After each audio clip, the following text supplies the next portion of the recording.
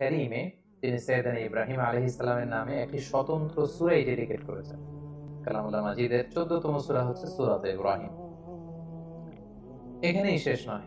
সাইয়েদনা ইব্রাহিম আলাইহিস সালামের স্মরণকে মুমিন হৃদয়ে সদা জাগ্রত রাখবার জন্য আল্লাহ তাআলা বিশ্বাসীদের জন্য প্রত্যেক সালাতের শেষের দিকে, শেষ বৈঠকে সালাম ফেরানোর আগে একটা দুরূদ পড়াকে আমাদের জন্য আল্লাহ তাআলা অবধারিত করেছেন। এবং এই দুরূদটার নাম হচ্ছে দুরূদে ইব্রাহিম। আমরা সবসময় সালাতের শেষ বৈঠকে সালাম ফেরানোর আগে পড়ে থাকি আল্লাহুম্মা সাল্লি আলা মুহাম্মাদ ওয়া আলা আলি মুহাম্মাদ কামা সাল্লাইতা আলা ইব্রাহিম ওয়া আলা আলি ইব্রাহিম ইন্নাকা হামিদুম মাজিদ। অর্থাৎ হে আল্লাহ, আপনি সাইয়েদনা ইব্রাহিম আলাইহিস সালামের উপর এবং তার পুরো বংশধরদের উপর যেভাবে আপনি রহমত করেছেন, আমাদের প্রিয় নবী মুহাম্মদুর রাসূলুল্লাহ সাল্লাল্লাহু আলাইহি সাল্লামের উপর এবং তার বংশের উপর আপনি এভাবে রহমত এবং বরকত নাযিল করুন। তার মানে এই পৃথিবী যতদিন থাকবে, কিয়ামত অবধি বিশ্বাসীরা যতদিন সালাত আদায় করবে, প্রতিটি সালাতের শেষ বৈঠকে সাইয়েদনা ইব্রাহিমের নাম এভাবে উচ্চারিত হবে। সাইয়েদনা ইব্রাহিম আলাইহিস সালাম জন্মগ্রহণ করেছিলেন ইরাকের বাবেল নগরীতে। আমরা জানি যে ইরাকের একটি খুব প্রাচীন শহর আছে যেটাকে বাবেল শহর বলা হয়, এবং আমরা ব্যাবিলনের শূন্য উদ্যানের নাম শুনেছি, the hanging garden of Babylon. এই ব্যাবিলনকেই আরবিতে বাবেল বলা হয়। সাইয়েদনা ইব্রাহিম আলাইহিস সালাম ইরাকের বাবেল শহরে তিনি জন্মগ্রহণ করেন এবং সেই শহরের তৎকালীন রাজা বা সম্রাটের নাম ছিল নমরুদ। আমরা সবাই বিশ্বাসীরা, মুসলিমরা কম বেশি সাইয়েদনা ইব্রাহিম আলাইহিস সালাম এবং নমরুদের ঘটনা জানি। এবং সেখানে যে সভ্যতাটা গড়ে উঠেছিল সেটাকে বলা হয় কালেরীয় সভ্যতা, এবং সেখানে সবাই মূর্তির পূজা করত। আমরা সাইয়েদনা ইব্রাহিম আলাইহিস সালামের শৈশবকালের দিকে যদি খেয়াল করি তাহলে দেখবো যে উনি আগাগোড়া একটা শিরকি এনভায়রনমেন্টের মধ্য থেকে বড় হয়েছে, আগাগোড়া শিরকি পরিবেশ। এবং সেখান থেকে তিনি খুঁজতে খুঁজতে খুঁজতে মহাসত্যের সন্ধান পেয়েছেন। আল্লাহ তাআলা সন্ধান তিনি বের করে নিয়ে এসেছেন অ্যানালজির মাধ্যমে, সেলফ কনভারসেশনের মাধ্যমে, নিজের সাথে বোঝাপড়ার মধ্য দিয়ে। নিজের সাথেও কিন্তু নিজের একটা কথা বলা, কনভারসেশন করা, বোঝাপড়ার ব্যাপার আছে। এবং সেই বোঝাপড়াটা তিনি করতে করতে আল্লাহ তাআলার সন্ধান তিনি পেয়েছেন। তিনি ছোটবেলা দেখেছেন কেউ চাঁদের পূজা করে, কেউ সূর্যের পূজা করে, কেউ অগ্নি উপাসক আগুনের পূজা করে, কেউ মূর্তির পূজা করে। এগুলোর কোনোটাতেই তিনি কনভিন্স হচ্ছিলেন না, বরং তার যে ইন্টেলেক্ট, তার যে মেধা, মননশীলতা, সৃজনশীলতা, তার যে রিজনিং করার যে ক্ষমতা, অ্যানালজির যে ক্ষমতা, এটাকে কাজে লাগিয়ে তিনি ধাপে ধাপে মহাসত্যের সন্ধান তিনি লাভ করেছিলেন। আল্লাহ তাআলা বলছেন ওয়ালাকাদ আতাইনা ইব্রাহিমা রুশদাহু মিন ক্বাবল ওয়া কুননা বিহি আলিমিন। আমি ইব্রাহিমকে রুশদ দিয়েছি। রুশদ মানে জাজ করার ক্ষমতা, to differentiate between right and wrong, কোনটা সত্য কোনটা মিথ্যা এটা বুঝবার ক্ষমতা, বিবেক খাটানোর ক্ষমতা আমি আমার ইব্রাহিমকে দিয়েছি।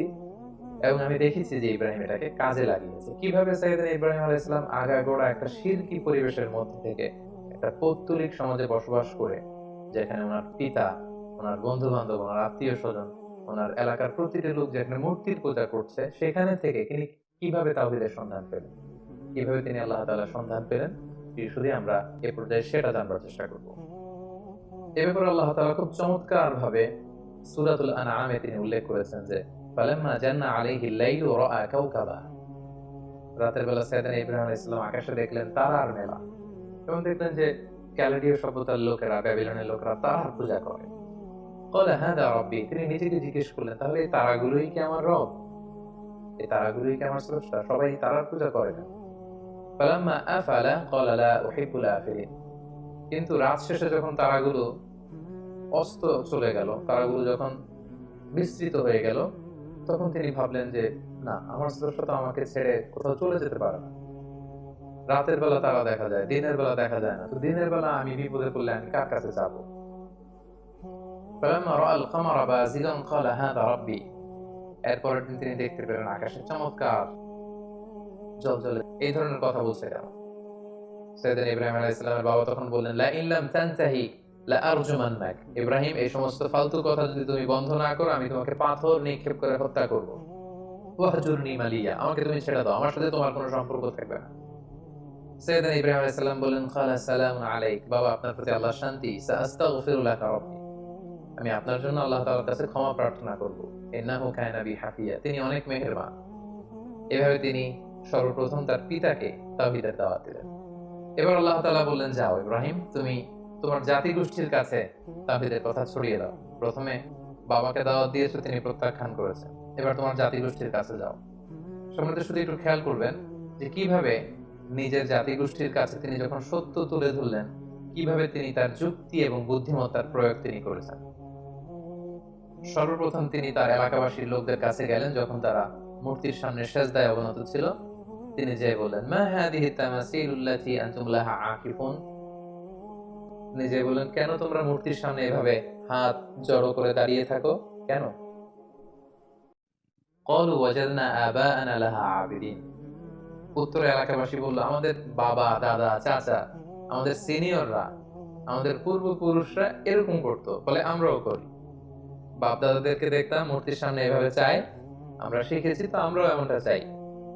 সেদিন ইব্রাহিম আলাইহিস সালাম স্পষ্ট ভাষায় বললেন, ক্বালা লাকাদ কুনতুম আনতুম ওয়া আবাউকুম ফি দালালিন Mubin. It's completely wrong, absolutely wrong. What are you doing? It's absolutely wrong. তোমরা ভুলের মধ্যে আছো, তোমরাও ভুল করেছো, তোমাদের পূর্বপুরুষও ভুল করেছে। এটা ছিল দাওয়াত দেওয়ার প্রথম ধাপ। তারপর কোন এক রাষ্ট্রীয় উৎসবের দিন, ফেস্টিভ্যালের দিন, সবাই মিলে শহরের বাইরে উৎসব করতে যাবে। সবাই বলল, ইব্রাহিম চলো, আজকে আমাদের যে সেলিব্রেশন হবে, বিগ সেলিব্রেশন, আমরা সবাই শহরের বাইরে যে এই উৎসবে, ফেস্টিভ্যালে অংশগ্রহণ করবো। ফানাযারা নাযরাতান ফিন নুজুম। সাইয়েদনা ইব্রাহিম আলাইহিস সালাম আকাশের দিকে তাকালেন। ফাকালা ইন্নী সাকিম। তিনি বললেন, না, আমি যেতে পারবো না, আমি অসুস্থ। ফাতাওয়াল্লাউ আনহু মুদবিরিন। তারা চলে গেল। শহরে আর কেউ নেই, সবাই চলে গেল সেই বিগ সেলিব্রেশনে অংশগ্রহণ করবার জন্য, কিন্তু সাইয়েদনা ইব্রাহিম আলাইহিস সালাম গেলেন না। তিনি বললেন, আমি অসুস্থ। আসলে তিনি অসুস্থ ছিলেন না। তাহলে তিনি কেন বললেন যে আমি অসুস্থ? অর্থাৎ উনি মানসিকভাবে খুব বিপর্যস্ত ছিলেন। আমরা জানি যে আমাদের অসুস্থতা দুই ধরনের, একটা শারীরিক অসুস্থতা আর একটা মানসিক অসুস্থতা। একজন নবী যিনি তাওহীদে বিশ্বাসী, তিনি দেখতে পাচ্ছেন তার চারিপাশে শুধু শিরকি কার্যকলাপ। এগুলো দেখে একজন নবী মানসিকভাবে সুস্থ থাকতে পারেন না। তাই তিনি বলেছিলেন যে আমি অসুস্থ। ওয়াতাল্লাহি লা আকিদান্না আসনামাকুম বা'দা আন তুওয়াল্লু মুদবিরিন। তারা যখন ইব্রাহিম আলাইহিস সালামকে ফেলে অনুষ্ঠানে চলে গেল, তখন তিনি মনে মনে বললেন, যাও, তোমরা যাওয়ার পরে আজকে তোমাদের এই মূর্তিগুলোর ব্যাপারে আমি একটা প্ল্যান করেছি এবং সেটা করব। যেমনটি প্ল্যান করেছেন ঠিক তেমনটি কাজ। ফারাগা ইলা আলিহাতিহিম ফাকালা আলা তাকুলুন। সবাই যখন অনুষ্ঠানে চলে গেল, তিনি একা একা মন্দিরে ঢুকলেন। শহরের সবচেয়ে বড় মন্দিরের ভেতরে ঢুকে তিনি দেখলেন যে মূর্তিগুলো দাঁড়িয়ে আছে। আমরা এখনো বিভিন্ন জায়গায় যখন মূর্তিগুলো যেভাবে দেখি, তিনি সেভাবেই দেখলেন যে একাধিক হাত, বিভিন্ন অঙ্গভঙ্গিতে, নারীর মূর্তি, পুরুষের মূর্তি, বিভিন্ন প্রাণীর মূর্তি, এবং তিনি দেখতে পেলেন মূর্তিগুলোর সামনে নানা ধরনের মুখরোচক মিষ্টান্ন খাবার দাবার দেয়া। তিনি প্রতিটা মূর্তির সামনে যেয়ে বললেন, আলা তাকুলুন, তোমাদের সামনে এই যে তোমাদের ভক্তরা যে খাবার দিয়ে গেল, তোমরা কি একটু খাবে না? এত এত খাবার খাচ্ছ না কেন? খাচ্ছ না কেন? বারবার প্রশ্ন করতে লাগলেন, খাচ্ছ না কেন? মা লাকুম তানতিকুন। তো ওনার প্রশ্নের উত্তরে কোনো মূর্তি থেকে তো কোনো আনসার আসে না। তো তখন উনি বললেন, তাহলে কথা বলো, কেন খাচ্ছ না? হয় খাও, না হয় কথা বলো। মা লাকুম লা তানতিকুন, তোমরা কেউ কথা বলছো না কেন? কেউই যখন কোনো আওয়াজ করছে না, ফারাগা আলাইহিম দারবান বিল ইয়ামিন, তখন তিনি ডান হাত দিয়ে মূর্তিগুলোকে ভাঙতে আরম্ভ করলেন, আঘাত করতে আরম্ভ করলেন। কোন কোন মুফাসসিরিন একরাম বলেছেন, উনি মন্দিরে ঢুকবার সময় একটি কুঠার নিয়ে ঢুকেছিলেন, যে কুঠার দিয়ে গাছ কাটা হয়। এই মূর্তি ভাঙার পারপাসটা ছিল একটা বিশাল পারপাসে তিনি এগুলো করেছেন, যেগুলো আমরা সামনে দেখতে পাবো। ফাজআলাহুম জুদাদান ইল্লা কাবীরান লাহুম লাআল্লাহুম ইলাইহি ইয়ারজিউন। এক এক করে প্রতিটি মূর্তি তিনি ভাঙলেন, হাতের কুঠার দিয়ে ভেঙে চুরমার করে। মন্দিরের ভেতরকার সবচেয়ে বড় সাইজের যে মূর্তিটা, সেটাকে আর তিনি ভাঙলেন না, বরং তিনি হাতের কুঠারটা নিয়ে সেই মূর্তির ঘাড়ের মধ্যে ঝুলিয়ে রাখলেন। ভাবখানা এমন যে এই বড় মূর্তিটাই সবগুলো মূর্তি ভেঙে কাঁধের মধ্যে কুঠার ঝুলিয়ে রেখেছে। ক্বালু মান ফাআলা হাযা বিআলিহাতিনা ইন্নাহু লামিনাল যালিমিন। প্রোগ্রাম শেষে সবাই যখন শহরে ফিরে এলো, তাদের বড় মন্দিরের ভিতরে ঢুকে তো সবাই অবাক, ঘটনা কি, আমাদের খোদাগুলোর সাথে এরকম বাজে আচরণ কে করেছে? কে ভাঙলো মূর্তিগুলোকে? এবং তারা দেখতে পেল প্রতিটি মূর্তি ভাঙা, একটি মূর্তি ছাড়া আবার সেটার কাঁধে কুঠার ঝুলানো। ক্বালু সামি'না ফাতান ইয়াযকুরুহুম ইউকালু লাহু ইব্রাহিম। তাদের কেউ কেউ বলল, ইব্রাহিম নামে একটা ছেলে আছে, যে কিছুদিন ধরে আমাদের এই মূর্তিগুলোর প্রতি অনাস্থা প্রকাশ করছিল, মনে হয় সে কিছু একটা করতে পারে। সবাই যে সাইয়েদনা ইব্রাহিম আলাইহিস সালামের কাছে হাজির হয়ে গেল। ক্বালু আআনতা ফাআলতা হাযা বিআলিহাতিনা ইয়া ইব্রাহিম। হে ইব্রাহিম, আমাদের প্রভুগুলোর সাথে কি তুমি এমন খারাপ আচরণ করেছো? তুমি কি এগুলোকে ভেঙেছো? পারো। সারার প্রতি আকৃষ্ট হয়ে আবার তার দিকে উদ্ধত হলো। আবার আল্লাহ তাআলা তাকে প্যারালাইজড করে দিলেন। সে আবার কাচুমাচু শুরু করলো, বললো সারা তুমি দোয়া করো, তা না হলে আমি বাঁচবো না।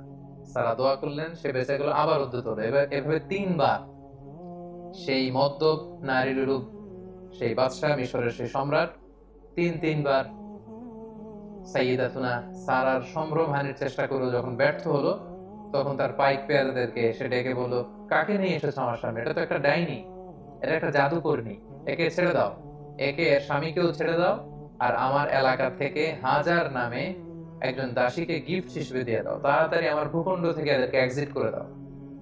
এরা যতদিন আমাদের এলাকায় থাকবে আমি খুব ভীতির মধ্যে থাকবো। সেই বুখারীতে খুব চমৎকার ভাবে এই ঘটনাটি এসেছে। সাইয়্যিদাতুনা সারার দোয়ার বরকতে আল্লাহ তাআলা এই বিপদ থেকে তাকে মুক্ত করেছেন, এবং মিশরীয় একজন দাসী এই বাদশাহ সাইয়েদনা ইব্রাহিম এবং সারার সাথে করে গিফট হিসেবে পাঠিয়েছেন। সাইয়েদনা ইব্রাহিম আলাইহিস সালাম সারাকে নিয়ে এবং মিশরীয় সেই দাসীকে নিয়ে চলে আসলেন আবার ফিলিস্তিনে খাদ্য সংগ্রহ করে। ঠিক এই মুহূর্তটাতে, এই সময়টাতে সাইয়েদনা ইব্রাহিম আলাইহিস সালামের বয়স ৮০-এরও বেশি, কিন্তু তখনও পর্যন্ত সারার গর্ভে কোনো সন্তান আসেনি।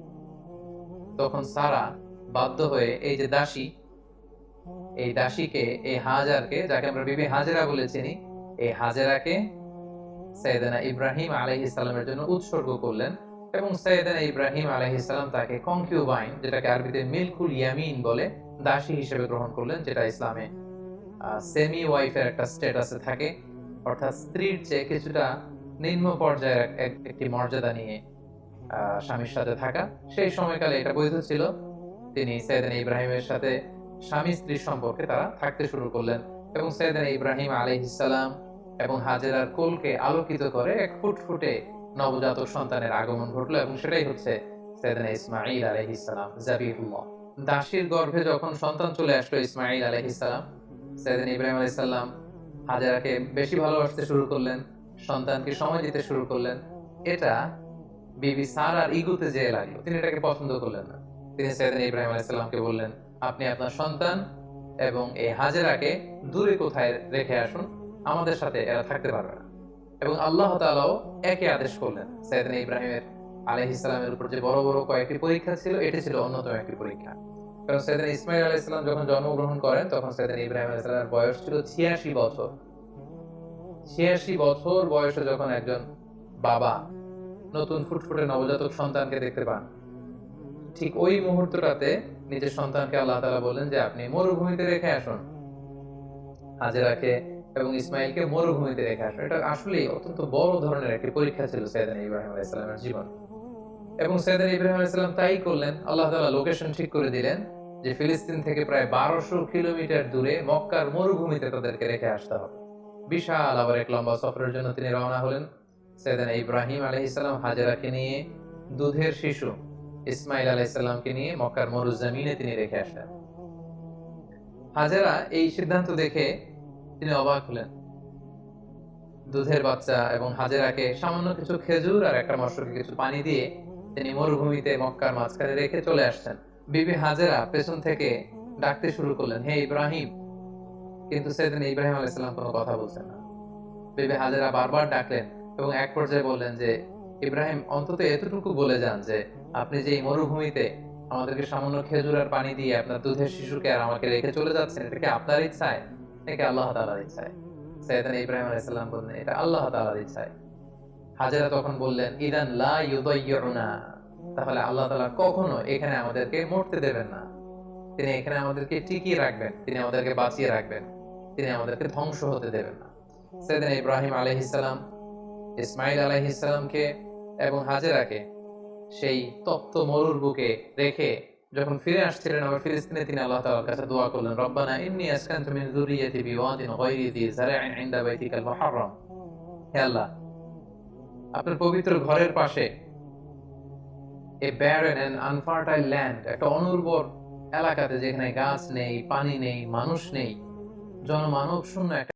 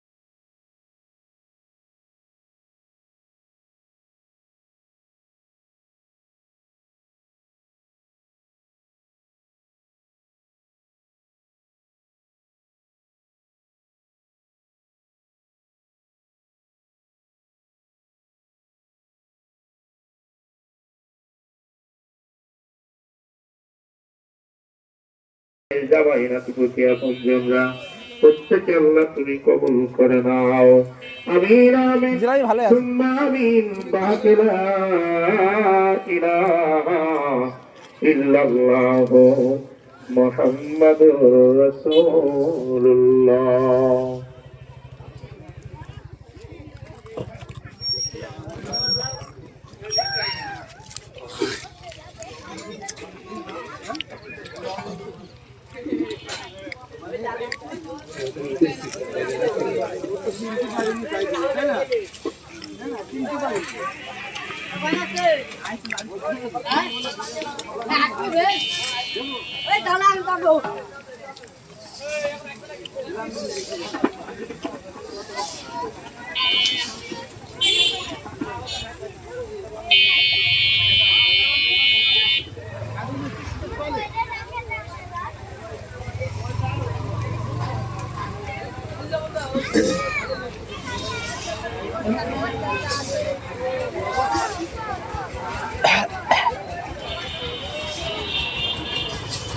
হরেন বাজাও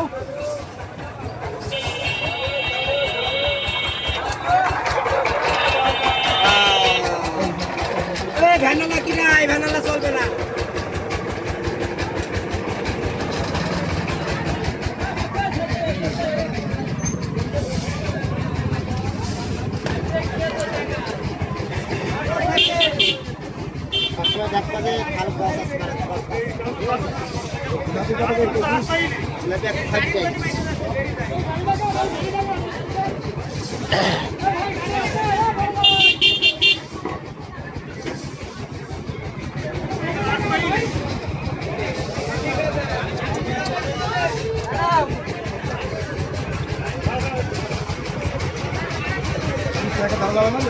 হ্যাঁ 100 টাকা রাখা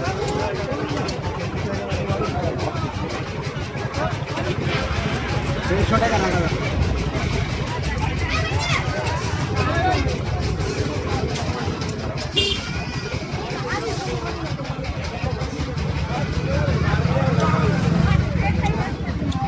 100 টাকা রাখলে 1 কেজি লাগবে 30 টাকা লাভ। 10 টাকা কেজি হ্যালো হ্যালো হ্যাঁ 10 টাকা লাভ করলে হয় বলেন। এখানে তেল আছে, ময়দা আছে, সব তো হিসাব বাদ।